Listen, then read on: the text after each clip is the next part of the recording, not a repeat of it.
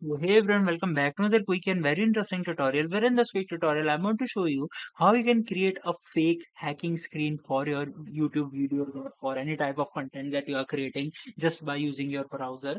Now, in order to do it, just simply open any of the browser you have, and here you have to search for Geek Prank .com/hacker slash. You can check the URL. Don't mistype it. If you do it, you won't be able to reach the site.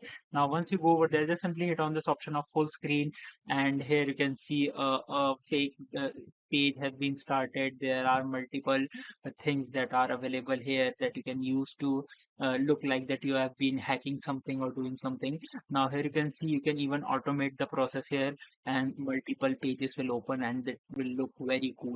Alright, so that's it for this tutorial. I hope this video will be helpful for you. Make sure to hit the like button and subscribe button for more such helpful and interesting tutorials. See you in the next one. Take care.